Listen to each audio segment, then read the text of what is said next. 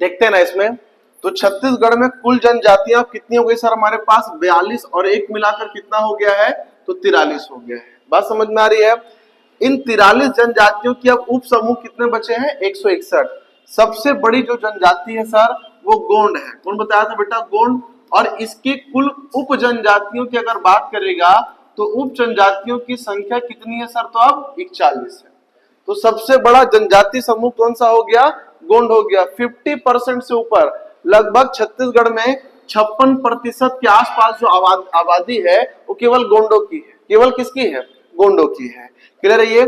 जनजाति संबंधी भारतीय संविधान का प्रावधान किस अनुच्छेद में दिया गया है, तो अनुच्छेद किसमें दिया गया है, 342 में। और अगर पूछेगा सर कि भाग कौन सा है, तो भाग बताइएगा सर 20। कौन से भाग में, संविधान के भाग 20 और अनुच्छेद नंबर 342 में जनजातियों का वर्णन किया गया है। याद रखने का तरीका कि सर 42 से 43 हुआ तो अनुच्छेद भी क्या होगा, 342। ये दोनों क्या करेंगे, कॉमन मैच करते हैं। दूसरा, छत्तीसगढ़ अधिकतम जनजाति क्षेत्र जो है भौगोलिक प्रकार का है। भौगोलिक प्रकार से यहाँ का डिस्ट्रीब्यूशन किया गया है। बस्तर को जनजातियों की भूमि कहा जाता है क्योंकि गोंड आदिवासी जो है बस्तर संभाग में निवास करते हैं और सबसे बड़ा जनजाति समूह कहाँ का है, तो गोंड का है। तो इसीलिए भी बस्तर को आदिवासियों की भूमि कहा जाता है। छत्तीसगढ़ में अगर बात की जाए तो विशेष पिछड़ी जनजातियों की संख्या कितनी है, 7 है। विशेष पिछड़ी जनजातियों का कहने का तात्पर्य यह है कि छत्तीसगढ़ में 43 जनजातियां और उसके 161 उपसमूह। कुछ जनजातियां जो होती है या तो आर्थिक या तो सामाजिक या तो सांस्कृतिक रूप से उनको पिछड़ा माना गया है और उनकी जनसंख्या बहुत ही कम बची हुई है और वर्तमान के सांचे में लोग ढल नहीं पा रहे हैं। तो उनको संरक्षित करने के लिए कोई जनजाति विलुप्त ना हो जाए। विलुप्त करने का मतलब, मान लो कोई जनजाति के लोग 500 लोग बचे हुए हैं, किसी के 1000 लोग बचे हुए हैं। अब मान लो उनके अगर किसी प्रकार के कल्चर, अब उनका एक कल्चर है, जैसे मान लो कि भुजिया करके एक आदिवासी है, उनका अलग से क्या होता है, रसोई घर होता है, उसको लाल बंगला कहते हैं। तो एक अलग प्रकार से मतलब मॉन्यूमेंट बचा हुआ है कि प्राचीन समय का एक समुदाय है जो क्या करता है, लाल बंगला बनाता है। अब ऐसे लोग अगर विलुप्त हो गए तो वो प्रथा ही क्या हो जाएगी, वो कल्चर ही विलुप्त हो जाएगा। तो इस कारण ऐसी जनजातियों को, 7 जनजातियों को क्लासिफाई किया गवर्नमेंट ने और उसे विशेष पिछड़ी जनजाति कर दिया और उन्हें संरक्षित कर दिया। इसमें से 5 जनजातियां जो है वो सेंट्रल गवर्नमेंट के द्वारा और 2 जनजातियां जो है वो स्टेट गवर्नमेंट के द्वारा क्या किया गया है, संरक्षित किया गया है। अब यहाँ पे जनजातियों के जो नाम होंगे वो मैं याद कराऊंगा, तो आप लोग भी इस परसेप्शन से क्लास में बैठे अटेंड करें कि सर हमको याद करा रहे हैं तो हमको यही याद करना है। इस परसेप्शन से नहीं कि सर मैं बोर्ड में दिखा रहा हूं, आप लिख लिए और घर चले गए। आपको भी कॉन्शियस रहना है कि सर याद करा रहे, मुझे भी क्या करना है, यहीं पर याद करना है। घर जाके जो होना है वो तो होगा ही। बात समझ में आ रही है। चलिए, तो छत्तीसगढ़ में सबसे पहले क्या दिया हुआ है, 7 प्रकार की विशेष पिछड़ी जनजातियां दी गई है, जिसमें ये गलत है। यहां पर दिया गया है पंडो। ठीक है, बता रहा हूं। सबसे पहले सर 5 जो है केंद्र सरकार के द्वारा गोद ली गई है। ठीक है, इन्हें कहा जाता है राष्ट्रपति के दत्तक पुत्र भी कहा जाता है। गोद लिया कहने का मतलब इनका विशेष प्रकार से देख रेख होता है। इनके यहाँ अगर किसी की मृत्यु हुई है पूरा कारण चेक हो जाता है। इनके बॉडी में प्रोटीन की डिफिशियंसी चेक की जाती है। अलग से इनको संरक्षित किया गया है, सारी व्यवस्था इनकी अलग से होती है। तो देखिए, सबसे पहले बेटा है अबूझमाड़िया। अबूझमाड़िया जिला कौन सा है सर, तो नारायणपुर। मुख्यतः कहाँ मिलेंगे, नारायणपुर। बैगा ये कहाँ पर मिलेंगे आपको, कवर्धा। ठीक, बिरहोर, ये बिरहोर कहाँ मिलेगा सर, तो ये आपको बिलासपुर एरिया में। कहाँ मिलेंगे, बिलासपुर।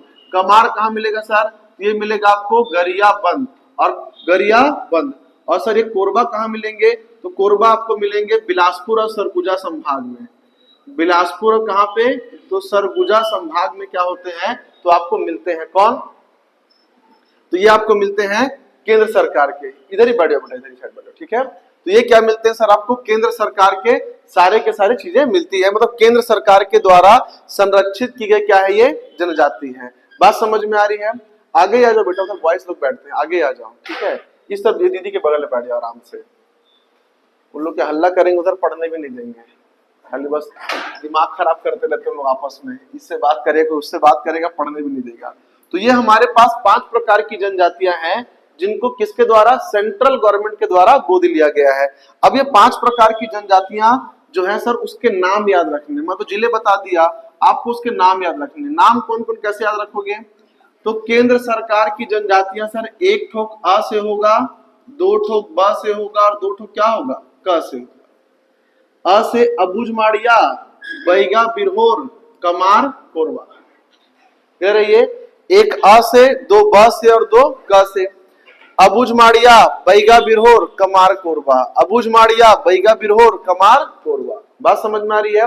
अब सर 2 जो जनजातियां हमारे पास है वो राज्य सरकार के द्वारा गोद ली गई है। अब वो जनजातियां कौन सी भाई, तो एक पंडो है सर, एक है भुजिया और एक क्या है, पंडो।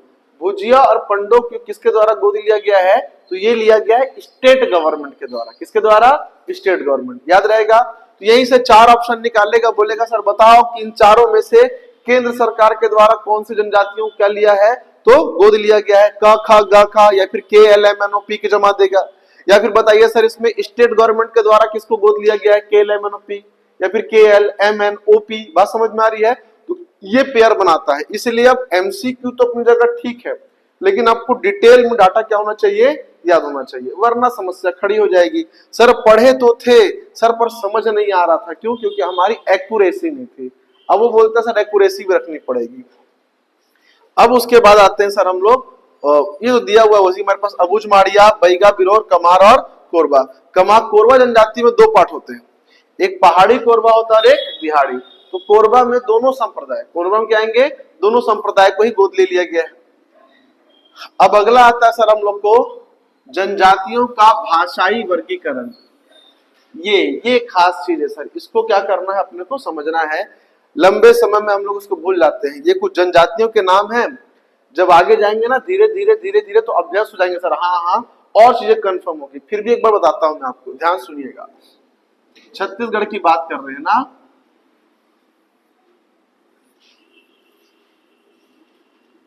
छत्तीसगढ़ को 3 भाषा परिवार में बांटा गया है।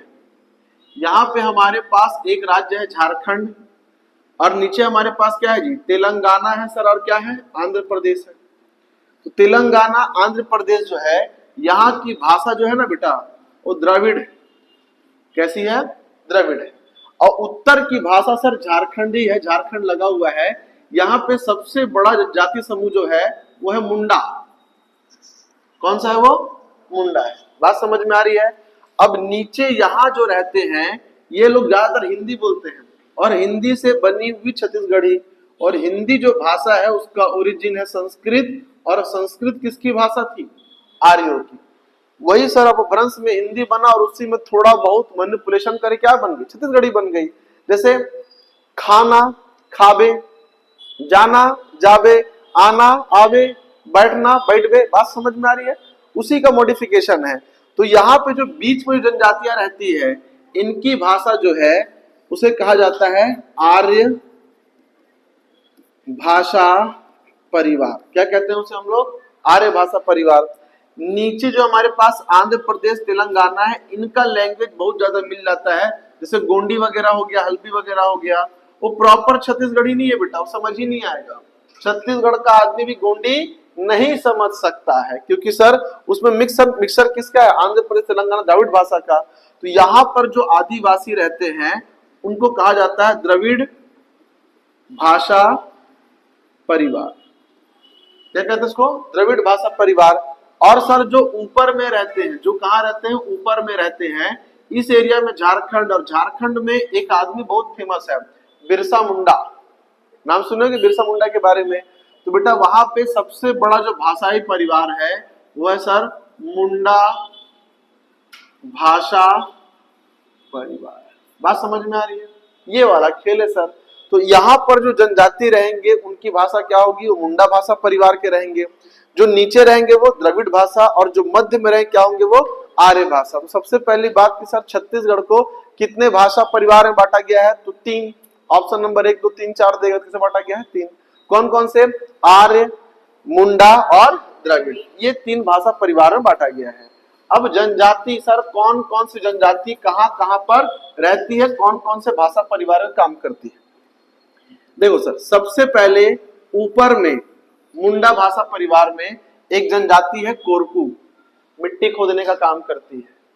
बात समझ में आ रही है? मिट्टी खोदना सर, तो ऊपर संभाग में सबसे ज्यादा कोयला मिलता है, वहां खोदेगी बैठकर मिट्टी आराम से। फिर कोरवा, कोरवा को ऐसे भी याद रख सकते हो, कोरबा है कहाँ, तो उत्तर में, तो कोरबा और कोरबा याद हो जाएगा। फिर खाड़िया, ये जनजाति है यूपी बिहार या मध्य भारत उत्तर भारत की बात करें तो वहां पर ना डोली उठाने का काम करते हैं, पालकी ढोने का। बात समझ में आ रहा है? तो उनको वहां कहार कहा जाता है। यहाँ पर क्या है, एक जनजाति वो काम करते, उसका नाम है खाड़िया। उसको आप ऐसे भी याद रख सकते हो, जो डोली उठाता ना वो बैठ नहीं सकता, वो खड़ा ही रहता है। बात समझ में आ रहा है? वरना डोली क्या हो जाएगी, नीचे लगा जाएगी। तो उनको कहा जाता है खाड़िया। छत्तीसगढ़ में सपेरों को कहा जाता है सौरा। जो जनजाति है सौरा, सांप पकड़ने का काम करती है। क्लियर है ये? तो कौन कौन है, कोरकू है, कोरबा है, खाड़िया है, सौरा है। कोरकू, कोरबा, खाड़िया, सौरा। और उसके बाद सर बिरहोर, ब से बिलासपुर, ब से बिरहोर, आप ऐसे भी याद रख सकते हो। बिलासपुर भी कहाँ आता है, उत्तर में आएगा मुंडा भाषा परिवार में। फिर एक नगेसिया है और एक सेठा है, तो ये सेठा वेठा छोड़ दीजिएगा।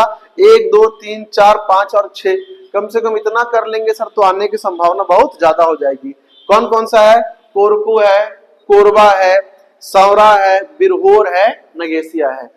कोरकू, कोरबा, खाड़िया, सौरा, बिरहोर और नगेसिया, ये कहाँ के सर, मुंडा भाषा परिवार के। चलिए अब आर्य भाषा परिवार को भी देखते हैं, वेट कराते हैं, कहाँ पे आते हैं, द्रविड़ में, क्योंकि सबसे अधिक आदिवासी कहाँ रह रहे हैं बेटा, इस एरिया में या फिर इस एरिया में रहते हैं।